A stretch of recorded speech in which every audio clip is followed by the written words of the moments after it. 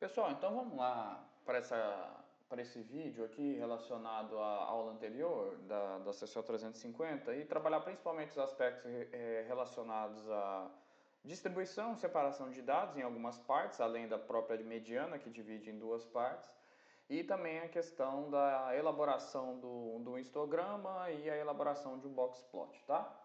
Só para a gente relembrar, eu vou fazer a importação dos dados que a gente usa para a disciplina, né? Eu vou aqui em arquivo, abrir e dados, e eu vou puxar aquela base de dados que a gente utiliza normalmente. Cuidado com a extensão do arquivo, tá? Então é sempre bom a gente mudar a extensão do arquivo quando aparecer a caixa de seleção e de importação dos dados. Aí demora um pouquinho, depende também do sistema operacional. Todos os dados foram puxados. E aí, todas as vezes que a gente faz uma operação no SPSS, nos abre uma nova aba denominada saída ou output e lá vai mostrar para a gente o que a gente está realizando, tá? Só vou fazer essas correções dos dados que a gente tem aqui em relação à escala e houve a digitação de um dado com a falta de uma vírgula, tá? Primeira coisa que a gente vai trabalhar aqui, pessoal, é a questão da separação dos dados por meio de mais partes em relação ao seu conjunto de dados, né? Como eu disse para vocês na aula, além da mediana que divide dados 50% abaixo da mediana e 50% acima da mediana, a gente pode dividir os dados em mais partes.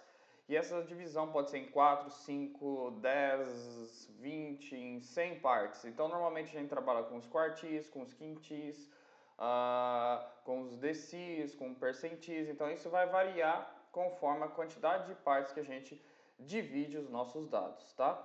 Normalmente, para fazer isso, a gente viu aquela forma que a gente manualmente a gente poderia pegar um conjunto de dados, organizá-los em ordem crescente e a partir disso calcular os valores de cada limite de parcela de dados. Então, se forem quartis, eu vou calcular 3 quartis e eu vou dividir em 4 partes os dados. A gente usa uma formulazinha que é o valor de a posição do quartil dividido por 100 vezes o número de elementos da amostra, e aí vai depender se é número inteiro ou número fracionado, e aí isso a gente consegue localizar. No SPSS, simplesmente, a gente pode calcular os valores de quartis, decis, percentis de uma forma mais rápida. Como que a gente faz? Vamos em analisar, a estatística descritiva, a gente pode ir direto em explorar, e aí vamos colocar aqui, por exemplo, somente a variável CRA, e vamos mandar do lado esquerdo, que são todas as variáveis, para a lista de variáveis dependentes, que é o lado direito. Em estatísticas, é bom a gente entrar ali na aba estatísticas e marcar percentis, certo? Demos um OK, vão aparecer os dados para mim aqui. Aqui a gente tem os dados descritivos e logo abaixo a gente tem uma tabela chamada percentis, que aqui ela divide em várias partes, né? Mas aqui a gente consegue ver os quartis, por exemplo, ó, o quartil 25, que é o primeiro quartil, o quartil 50, que é a mediana, que é o segundo quartil, e o quartil 75, que é o terceiro quartil. Então a gente sabe que em relação ao CRA, valores menores ou iguais a 71 estão no primeiro quartil, que é o valor de 25, que é o primeiro quartil, 71. Entre o quartil 1 e o quartil 2, que é o 25 e 75, nós temos valores maiores que 71, menores ou iguais a 78. Entre o segundo quartil e o terceiro quartil, que é o Q3, que é o 75, nós temos valores superiores a 78 e menores ou iguais a 83. E valores superiores a 83 estão acima do terceiro quartil, que é a quarta parte da distribuição dos dados, em 25% dos dados, tá? Então aqui eu posso dividir em 5 partes, 10 partes, 100 partes, mas aqui eu fiz uma divisão, sobretudo em quartis. Eu posso dividir os dados em uma outra forma de partes, eu posso dividir eles em uma outra quantidade de partes? Pode. Como que a gente pode fazer isso, pessoal? Da mesma maneira que a gente fez o analisar e explorar, para dividir em outra quantidade de partes os dados, a gente pode ir em analisar, estatística descritiva e ir em frequências, tá? Em frequências, vamos pegar o CRA aqui, passar para o lado direito, e aí podem ir aqui em estatística. Ao ir em estatística, vocês vão ver que abre uma janela de escolhas de opções de dados. A gente tem tendência central, distribuição, dispersão, que a gente já viu. Mas aqui nos valores de percentil a gente pode escolher quartis, mas a gente também tem um item aqui, ó, que é chamado pontos de cortes para grupos iguais. Ao selecionar isso aqui, a gente pode dividir em quantas partes a gente quiser os dados. Então eu posso dividir em uma parte, posso dividir em duas, três, quatro, cinco e assim vai. Vamos dividir aqui em 10 partes, só para vocês verem que são os DCs. Então eu marquei o quartize e coloquei pontos de cortes para 10 grupos iguais. Então eu posso dividir os dados em 10 grupos iguais. Então, ao irem analisar estatística descritiva e frequência, a gente consegue dividir os dados em mais partes, além dos recorrentes quartis, percentis, beleza? Depois disso, a gente dá um continuar e dá um OK. Aí vocês verão que aqui ó, vai aparecer os dados para a gente, e é interessante que aqui ó, os dados foram divididos em 10 partes iguais, ó, 10, 20, 30, 40, 50, 60, 70, 80 e 90. Por que apareceu 25, 50 e 75? Porque eu pedi para aparecerem os quartis também. Então aí por isso que apareceram esses em parte 5, né? 25, 75. É por causa que eu coloquei o quartis juntamente para a gente aparecer. Mas em geral aqui vocês viram que a gente dividiu em 10 partes, aí me mostram cada um decil que eu tenho dos meus dados da variável CRA, porque eu fui lá e escolhi em análise em 10 partes. Se eu quisesse, por exemplo, trabalhar com outra quantidade de partes, eu poderia aqui simplesmente mudar e fazer a divisão em 20, 30 partes, né? E aí, consequentemente, eu teria a divisão. Aí, em 20 partes, eu aumentei a quantidade de dados divididos e aí eu dividi em mais partes devido à minha separação, tá? Então, a ótica de colocar isso no SPSS, se eu quiser ir para os recorrentes, quartis, percentis, só ir lá em explorar. Se eu quiser melhorar a forma de divisão ou dividir em mais partes do que eu necessite, é só em analisar frequências e escolher os pontos de cortes, beleza? Outras duas questões interessantes para vocês trabalharem é a elaboração dos gráficos Blockspot e também histograma, né? Que aí são dois gráficos que nos ajudam a entender os dados e a ótica de distribuição deles. Então, como que a gente faz isso no SPSS? Simplesmente ir em analisar, estatística descritiva, e a gente pode ir aqui em explorar. Vamos deixar a variável CRA aqui só para vocês terem como uma base, e aí a gente vai aqui em estatísticas, né? Estatísticas, a gente pode desmarcar o percentis e vamos marcar os valores discrepantes, e dar um continuar. E a gente vai em gráficos e aqui a gente desmarca ramos e folhas, marcamos somente o histograma aqui a priori para a gente trabalhar. Então aqui a gente vai analisar a estatística descritiva, explorar, estatística a gente vai lá em gráficos, a gente marca o histograma e dê um continuar, e em estatística a gente vai lá e marca valores discrepantes. Deu um continuar e vou dar um OK. Ao acontecer isso, pessoal, vocês verão o seguinte, ó. Primeira coisa, vamos lá o histograma.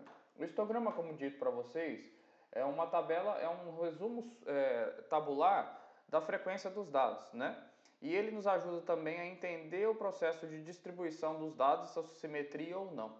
Aqui a gente tem o histograma do CRA, vocês vão ver que são várias barras acumuladas aqui de dados, sendo que a gente tem um pouquinho de dado, um pouquinho à esquerda ali, um CRA menor. Mas para favorecer vocês entenderem se tem uma distribuição normal, se tem assimetria ou simetria, eu sugiro vocês darem 2 cliques em cima do gráfico do histograma e vai aparecer uma nova caixa de opções. E aqui nessa caixa de opções, logo na terceira linha, depois do menu, arquivo, editar, visualizar opções e elementos, a gente tem uma primeira linha de menus, uma segunda linha de menus e uma terceira. E nós temos dentro da terceira linha de menus um item chamado mostrar curva distribucional. Aqui é uma curva normal, basicamente, que a gente vai acrescentar ao histograma. Então a gente clica no item para ser escolhido, né?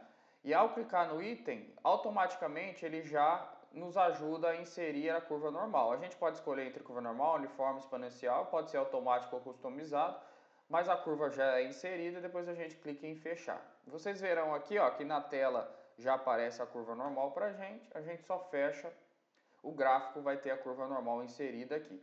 Então vocês têm uma ideia que essa curva é bem parecida à normal nesse histograma. Ele pode tender um pouquinho à assimetria esquerda, que a gente teria que confirmar com os dados, né? Se a gente olhar aqui, a assimetria é negativa realmente, de menos 0,607, mas bem pequena, devido a esse CRA que está um pouquinho à esquerda. Mas a curva normal que a gente inseriu no histograma facilita essa ótica da gente inserir ou analisar os dados.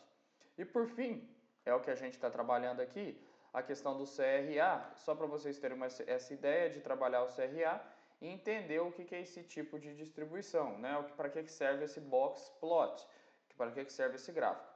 Então esse gráfico que eu gerei aqui para vocês é um box plot, que ele significa o quê? Significa como os dados estão distribuídos em relação aos seus valores. Então num box plot a gente tem um quadrado que tem uma reta dividindo ele ao meio, não necessariamente ao meio, mas dividindo o quadrado.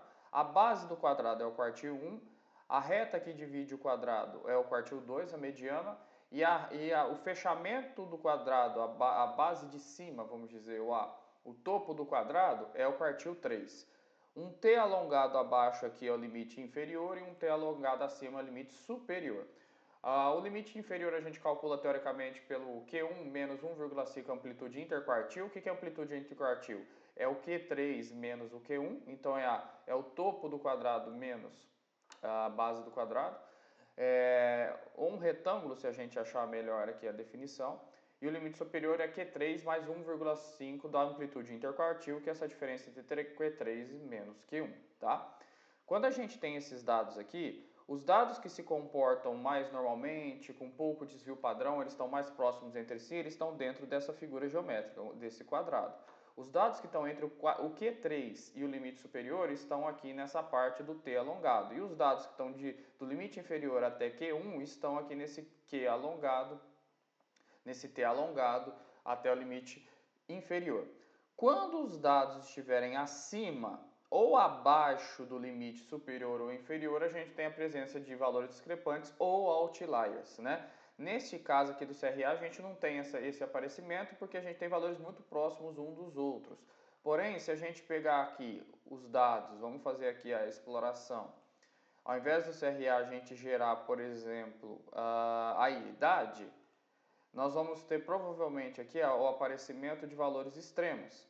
E aí a gente tem aqui no box plot, ó, o nosso box plot ele é mais amassadinho, por quê? Porque os dados, a própria medida dos dados, né, a questão dos valores deles, além disso a questão relacionada ao pouco desvio padrão deles. Mas a gente vê que nós temos vários valores aqui em cima, acima do limite superior. Tem algumas bolinhas, são aqueles outliers não tão elevados, eles são possíveis outliers, mas não tão elevados em relação ao limite superior, e os outliers com asterisco são aquele realmente com valores superiores e outliers mais destacados. O número que aparece normalmente aqui no asterisco, na bolinha, é o número do caso ou elemento que está no SPSS. Então, por exemplo, aqui nós temos um asterisco 24. O que significa isso? É o caso 24 que está tabulado na aba visualização de dados. A gente tem aqui o caso, por exemplo, aqui que é o outlier também, o caso 38, é a mesma coisa.